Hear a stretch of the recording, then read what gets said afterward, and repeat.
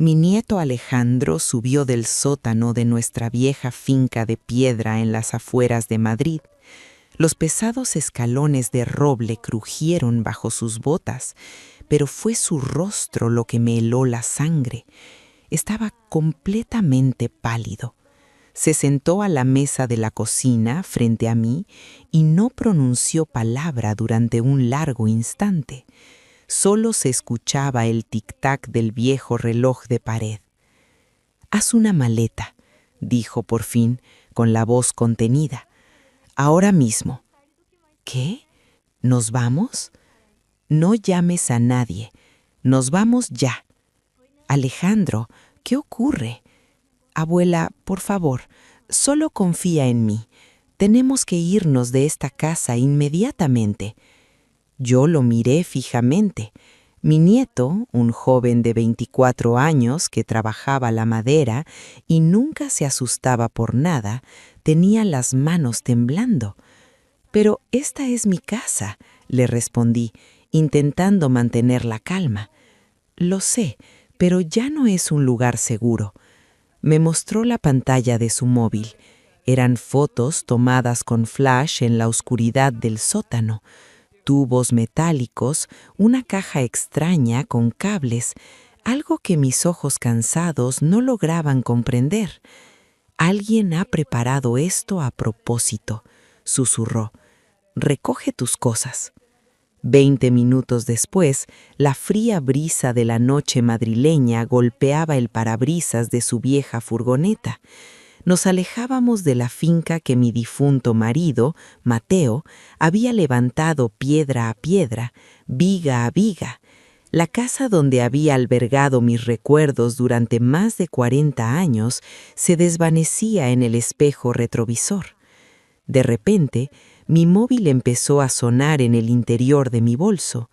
Alejandro miró de reojo la pantalla iluminada. «No contestes». «¿Por qué no?» No respondió, solo apretó el volante y siguió conduciendo, con la mirada clavada en la oscuridad de la carretera. «Me llamo Carmen, tengo 70 años y esta es la historia de cómo mi propio nieto me salvó la vida y de cómo descubrí que el mal puede esconderse en la sangre de tu propia sangre. Antes de continuar con esta pesadilla, me gustaría pediros algo. Dejad un comentario diciéndome desde qué ciudad o rincón del mundo me estáis escuchando. Suscribíos a este canal para formar parte de nuestra comunidad, un espacio donde demostramos que las lecciones más importantes y a veces las más duras llegan en cualquier capítulo de la vida. Y ahora, volvamos a mi historia. El dolor de cabeza me despertó antes del amanecer, como una punzada constante y familiar. Me quedé inmóvil bajo las sábanas, intentando no girar el cuello. Si me movía muy rápido, la habitación daba vueltas y el estómago se me revolvía de una forma insoportable. Llevaba casi 2 meses con estas mañanas infernales. Pasé la mano por el lado derecho del colchón, frío y perfectamente estirado. Ya hacían 4 años desde que aquel infarto traicionero se llevó a mi marido, Mateo, pero algunas mañanas mi mente aún lo buscaba. Me levanté despacio, apoyándome en el pasamanos de roble que él mismo había tallado. Mateo era un artesano de los que ya no quedan. Él no contrató a ninguna constructora para levantar esta finca. Desde 1982 volvía del taller con las manos manchadas de aserrín y se ponía a construir nuestro hogar hasta que caía la noche. Recuerdo a Carlos, nuestro hijo, con apenas 2 añitos, siguiéndolo por el patio con un martillo de madera que Mateo le había tallado. Un martillo que, ironías de la vida, pronto le pareció poca cosa a un chico que soñaba con ser un arquitecto de prestigio. Llegué al baño y me eché agua fría en el rostro. La mujer del espejo parecía un fantasma. Había perdido tantos kilos que la ropa me colgaba de los hombros. «Cosas de la edad, doña Carmen», me había dicho mi médico de cabecera. «A los 70, el cuerpo ya no es el mismo». pero yo sentía en mis huesos que no era solo la edad. Hacía apenas 2 semanas, la ambulancia tuvo que venir a buscarme. Mi vecina Rosa me había encontrado desmayada en el suelo de la cocina y llamó a urgencias. Tras horas de sirenas, vías en los brazos y análisis de sangre, un médico joven de mirada compasiva se sentó al borde de mi camilla. «Señora Carmen», me dijo, «sus análisis muestran niveles muy preocupantes de monóxido de carbono. Ha estado expuesta a un gas tóxico. ¿Tiene detectores en casa?» «Sí», respondí, parpadeando confundida. «Mi hijo los revisó el mes pasado. ¿Y el coche? ¿Suele dejar el motor encendido en el garaje cerrado?» Negué con la cabeza. El garaje está separado de la casa y yo apenas conduzco. En ese momento apareció Carlos. Llevaba su traje impecable, el maletín de cuero en una mano y una expresión de angustia que me partió el alma. Habló con el médico en el pasillo, bajando la voz para que yo no lo escuchara. Cuando volvió a mi lado, se sentó y me tomó las manos. «Mamá», suspiró, con el ceño fruncido. «El doctor cree que quizá te dejaste el coche en marcha un buen rato sin darte cuenta. ¿Recuerdas haberlo hecho?» Intenté hacer memoria. Últimamente mi mente estaba tan nublada, tan llena de lagunas. «No lo sé, hijo, no lo creo. Últimamente estás muy despistada. Tranquila, mamá, es normal confundirse». Esa misma tarde, Carlos me llevó de vuelta a la finca. Me acompañó al dormitorio, se subió a una silla de madera y pulsó el botón del detector de gas del techo. Un pitido agudo y ensordecedor llenó la habitación. «¿Lo ves, mamá?», me dijo, bajando de la silla con una sonrisa tranquilizadora. «Funciona perfectamente. Estás a salvo aquí». Pero por alguna razón que mi instinto no lograba explicar, yo no me sentía a salvo en absoluto. Y fue entonces, aquella mañana gris, cuando escuché el motor de un vehículo frenar sobre la grava. Me asomé a la ventana y vi a Alejandro bajando de su furgoneta. Llevaba puestos unos vaqueros manchados de polvo y atado a la cintura el viejo cinturón de herramientas de cuero de Mateo, el mismo que le regalé tras el funeral. No lo sabía en ese momento, pero la visita de mi nieto estaba a punto de desenterrar el secreto más oscuro de mi propia sangre. Abrí la pesada puerta de madera antes de que Alejandro tuviera que llamar. Me sonrió, pero al cruzar el umbral, su sonrisa se desvaneció de golpe. Sus ojos, idénticos a los de su abuelo, me recorrieron de arriba a abajo. Dejó en el suelo la vieja caja de herramientas de latón brillante. «Abuela, estás en los huesos», murmuró, frunciendo el ceño. «¿Estás comiendo algo?» «Lo que puedo, hijo. El estómago no me da tregua». Alejandro suspiró y sacó un destornillador de su cinturón. Me había prometido echarle un vistazo a unas pequeñas grietas que habían aparecido sobre la ventana de mi dormitorio. Subimos despacio. Tuvo que esperarme en el descansillo porque me faltaba el aire. Al entrar en mi cuarto, no miró las grietas. Su atención se desvió de inmediato hacia la rejilla de ventilación incrustada en la pared. «Esto no está bien», dijo, pasando los dedos por el borde metálico. «Estas no son grietas de asentamiento normal de la casa». «Tu tío Carlos selló esos conductos hace 3 meses», le expliqué. «Dijo que entraban corrientes de aire frío y que la casa necesitaba ser más eficiente energéticamente». Alejandro se quedó absolutamente rígido. ¿Mi tío Carlos selló la ventilación? Sin pedirme permiso, fue a su caja, sacó un cúter y una pequeña palanca. Cortó la pintura con precisión quirúrgica y levantó un trozo del pladur nuevo que cubría la pared. Detrás, el conducto original que Mateo había instalado estaba completamente taponado con espuma de poliuretano y cemento. El aire fresco no podía entrar. Su respiración se aceleró. Arrastró una silla, se subió en ella y arrancó del techo el detector de monóxido de carbono que Carlos había probado el día anterior. Alejandro abrió el panel trasero. Sus manos, siempre tan firmes al trabajar la madera, empezaron a temblar. «Mira esto, abuela», Me mostró el interior del aparato. La batería está soldada, está muerta. Los cables del sensor están cortados. Pero Carlos lo probó. Yo lo escuché pitar. Mi pecho se encogió, buscando aire. Alguien modificó el circuito para que pite al pulsar el botón, pero es incapaz de detectar absolutamente nada. Abuela, tengo que bajar al sótano. Ahora mismo. Salió corriendo escaleras abajo. Me quedé sola en la cocina, agarrada al borde de la encimera, escuchando el ruido de muebles pesados siendo arrastrados bajo mis pies. Luego, un silencio sepulcral que duró 20 eternos minutos. Fue entonces cuando subió con el rostro pálido y me dijo aquella frase que lo cambió todo. Haz una maleta.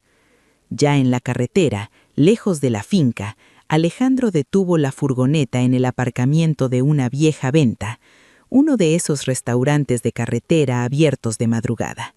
El olor a café tostado y aceite de oliva llenaba el local vacío.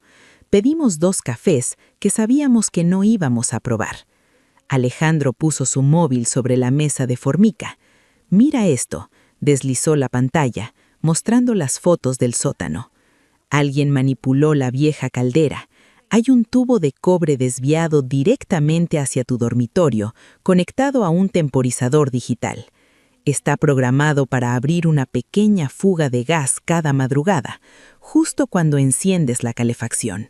Al sellar los conductos de ventilación, la habitación se convierte en una cámara de gas lenta, no suficiente para matarte en una noche, pero sí para ir envenenando tu sangre poco a poco, simulando un deterioro por la edad. Tragué saliva, incapaz de articular palabra. Es una obra de ingeniería, abuela, precisa, calculada, exactamente el tipo de trabajo del que mi tío Carlos se enorgullece. «Es mi hijo», susurré, sintiendo que el corazón se me rompía en pedazos. Lo crié, le di todo. ¿Por qué haría algo tan monstruoso? Alejandro metió la mano en el bolsillo de su chaqueta y sacó un documento doblado y manchado de polvo. Lo desdobló sobre la mesa. Mis ojos leyeron el membrete. Era un contrato de compra-venta privado entre Carlos y un gigantesco grupo inversor extranjero. Planeaban demoler nuestra finca, talar los viejos ocles y construir un resort ecológico de lujo. La cifra me dejó sin aliento. 1.200.000 euros. Al final de la página estaba la firma de Carlos y un espacio en blanco para la mía. Un espacio que él no planeaba pedirme que firmara. Solo estaba esperando mi certificado de defunción para heredar la propiedad como único titular y cerrar el trato. «Tío Carlos está en la ruina, abuela», dijo Alejandro, con la voz cargada de rabia. «Su estudio de arquitectura quebró hace meses. Las deudas lo están ahogando y ha decidido que tu vida es el precio para salvar la suya». Me quedé mirando el papel. Mi propia sangre había tasado mi vida, mi hogar y mis memorias en 1.000.000 de euros. Hago una pequeña pausa en esta dolorosa confesión. Si esta historia te está haciendo reflexionar sobre los límites de la ambición y la confianza, te ruego que apoyes este humilde espacio. Nuestro canal es muy nuevo y cada pequeño gesto cuenta. Por favor, dale a suscribirse para ayudarnos a crecer y poder seguir compartiendo historias que dejan huella. Tu apoyo es la luz que nos anima a continuar. Sigamos. Condujimos durante casi 1 hora por carreteras secundarias hasta encontrar un pequeño hostal. Era uno de esos lugares de paso, con luces de neón parpadeantes y olor a limpiazuelos barato. Alejandro pagó en efectivo la habitación 214, en la segunda planta. Esa noche no dormí. Me quedé sentada al borde de la cama, mirando fijamente la puerta cerrada. Alejandro se había quedado dormido en una silla, con la cabeza apoyada en la pared. En la oscuridad de aquella habitación extraña, la realidad me golpeó con toda su crudeza. Ya no le temía a los ladrones ni a los extraños. Le temía a mis propios hijos. Los bebés que había amamantado, Los niños a los que había llevado al colegio cada mañana por las calles de Madrid ahora me estaban cazando para cobrar una herencia. Con las primeras luces del alba, Alejandro se despertó frotándose el cuello. «Tengo que volver a la finca», dijo de repente, poniéndose en pie. «¿Qué? No, estás loco. Tu cuaderno médico, abuela. El diario donde anotabas tus dolores de cabeza y mareos cada mañana. Nos lo hemos dejado en la mesilla de noche. La policía va a necesitarlo para cruzar las fechas de tus síntomas con la instalación de esa trampa de gas. Es la prueba definitiva de su plan». Antes de que pudiera detenerlo, cogió las llaves de la furgoneta. «Cierra con llave, pon la cadena y no abras a nadie que no sea yo». Fueron los 45 minutos más largos de mi vida. Contaba los segundos en el reloj digital de la mesilla. Por fin, escuché 3 golpes rápidos en la puerta. Era él. Pero al entrar, cerró de un portazo y echó el pestillo con las manos temblorosas. Estaba pálido y sudando. Traía el cuaderno, sí, pero su mirada estaba llena de terror. «Estaban allí», jadeó, apoyándose contra la pared. «Tío Carlos, Sofía y la tía Elena». Me escondí detrás de los arbustos del jardín y escuché todo por la ventana de la cocina. «¿Qué decían?», pregunté, sintiendo un nudo en la garganta. «Sofía estaba llamando a todos los hoteles y hostales de la zona usando tu nombre. Tío Carlos caminaba de un lado a otro. Decía que estábamos demasiado metidos en esto, que si la policía veía la instalación de la caldera, el acuerdo del resort se iría a la basura y ellos acabarían en la cárcel. Dijo que tenían que encontrarnos hoy mismo y terminar el trabajo». El aire se volvió pesado. Terminar el trabajo. Matarme. De repente, el teléfono del hostal, el que estaba sobre nuestra mesilla, empezó a sonar. Ambos dimos un salto. Sonó una vez, 2, 3 veces. Un timbre agudo y estridente. No lo cogimos. Casi al instante, mi móvil personal se iluminó en silencio sobre la cama. Era una llamada de Elena, mi hija, la niña a la que le enseñé a peinarse para su primera comunión. Alejandro cogió mi teléfono y lo apagó por completa. Caminó de puntillas hacia la ventana y asomó un ojo por la rendija de la cortina. Se quedó petrificado. «Abuela, ¿qué pasa?». El coche de tío Carlos acaba de entrar en el aparcamiento y detrás viene el coche de tía Elena. Nos han encontrado. Han llamado a recepción y saben que estamos aquí. Mi corazón empezó a latir tan fuerte que me dolía el pecho. Alejandro actuó rápido. Sacó su móvil del bolsillo y marcó el 112. «¿Emergencias? Me llamo Alejandro. Estoy en el hostal de la Ruta 42. Mi tío y mi tía están aquí en el aparcamiento y quieren matar a mi abuela para encubrir un fraude. Estamos en la habitación 214. Sí, voy a dejar la línea abierta. Por favor, dense prisa». Metió su móvil en su bolsillo trasero sin colgar. Y entonces, alguien llamó a la puerta de nuestra habitación.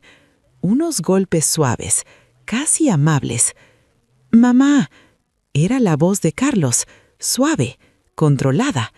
«Mamá, sé que estás ahí dentro. Abre esta puerta. Solo queremos hablar, cariño. Alejandro te está asustando sin razón. Somos tu familia». Alejandro cogía mi maleta y me hizo un gesto hacia el fondo del pasillo interior que daba a las escaleras de incendio. «Mamá, abre esta puerta ahora mismo». La voz de Carlos cambió. Los golpes se volvieron violentos. Escuché el crujido de la madera cediendo bajo su peso. «Cuando abra esta puerta de atrás», susurró Alejandro en mi oído, «corremos por las escaleras hasta el callejón. No pares, no mires atrás». El gnomo de la puerta principal empezó a girar forzado por algo metálico. Alejandro empujó la salida de emergencia y ambos nos lanzamos a la oscuridad de las escaleras de concreto, huyendo de la misma sangre que me había dado la vida. Bajamos las escaleras de hormigón a tropezones, con el eco de nuestros pasos rebotando en las paredes frías. Empujamos la puerta de salida y caímos al callejón trasero del hostal. Olía a grasa de cocina y a contenedores de basura mojados. El aire helado de la madrugada me cortó la respiración. Alejandro me agarró del brazo para guiarme hacia la furgoneta, pero de repente se detuvo en seco. Al final del callejón, bloqueando la salida hacia la calle, estaban de pie mi nuera Sofía y mi hija Elena, y a nuestras espaldas, cortando la otra vía de escape, apareció Carlos. Estábamos acorralados. Carlos avanzó lentamente hacia nosotros. Su rostro ya no tenía esa máscara de hijo preocupado. Era una expresión fría, calculadora. «Mamá, deja de hacer locuras», dijo con un tono exasperado. «El gas te ha afectado al cerebro. Estás teniendo delirios y paranoia. Alejandro te está llenando la cabeza de mentiras». Encontré el temporizador en la caldera, tío Carlos. La voz de Alejandro resonó firme en el callejón. Y también encontré el contrato del resort ecológico, 1.200.000 euros. Ibas a sacrificar a tu propia madre para pagar tus deudas. La mandíbula de Carlos se tensó. Dio un paso más, sacando una pesada barra de hierro de detrás de su abrigo. «Tú no entiendes nada, niñato», escupió Carlos con desprecio. «Eres igual que tu abuelo Mateo, un simple carpintero que se cree moralmente superior porque se ensucia las manos. Yo estudié, me licencié con honores, construí un imperio, y ahora lo estoy perdiendo todo. Mi casa, mi empresa, todo. ¿Por qué debería una anciana de 70 años vivir sola en una finca que vale una fortuna mientras nosotros nos hundimos en la miseria?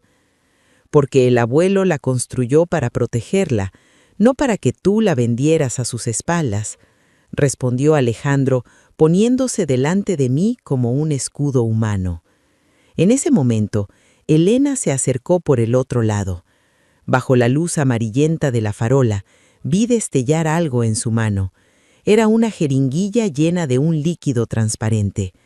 «Lo siento, mamá», murmuró mi hija con los ojos vidriosos pero decididos. «Carlos tiene razón. Estamos ahogados. Esto es cloruro de potasio. Lo he sacado del hospital.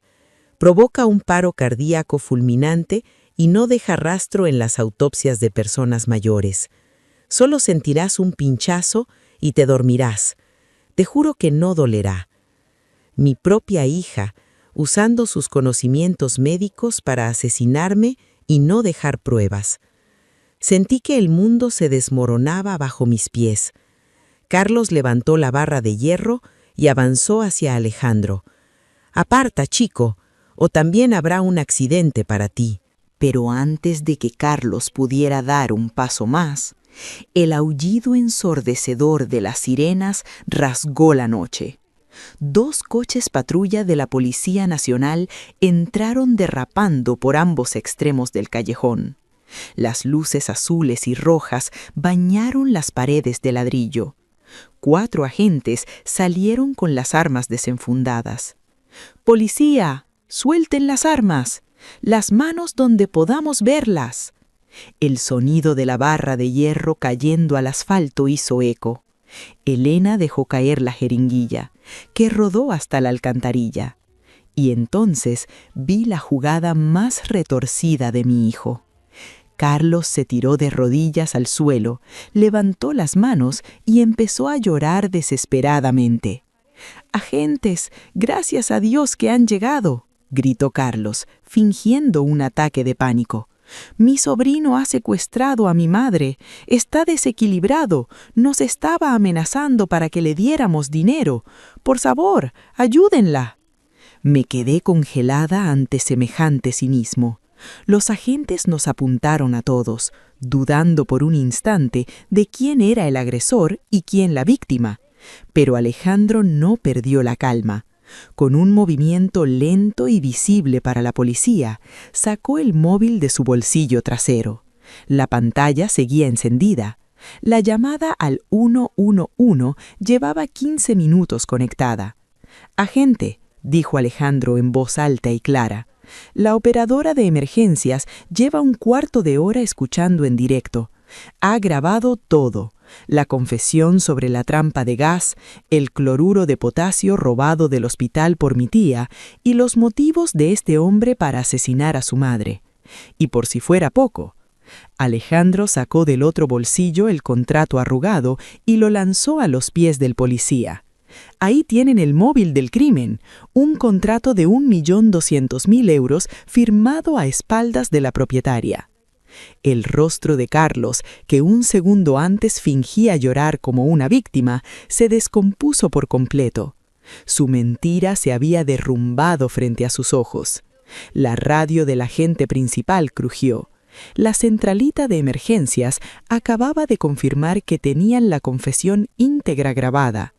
«Carlos, Elena y Sofía», dijo el agente, sacando las esposas de su cinturón, «quedan detenidos por intento de homicidio y conspiración. Tienen derecho a guardar silencio». Mientras les ponían las esposas, Elena me miró con lágrimas de auténtico terror. Carlos, en cambio, clavó su mirada en el suelo, derrotado por la misma inteligencia de la que tanto presumía. Yo me apoyé en el hombro de mi nieto, respirando por fin el aire frío y libre de la noche. El maletín del arquitecto había perdido contra la honestidad del carpintero. 3 meses después, el frío invierno de Madrid nos recibió a las puertas del tribunal. Las pruebas eran absolutamente aplastantes. El contrato fraudulento, la grabación íntegra de la llamada al 1112 y el informe forense sobre la jeringuilla con cloruro de potasio robada del hospital no dejaron lugar a dudas. El juez dictó sentencia.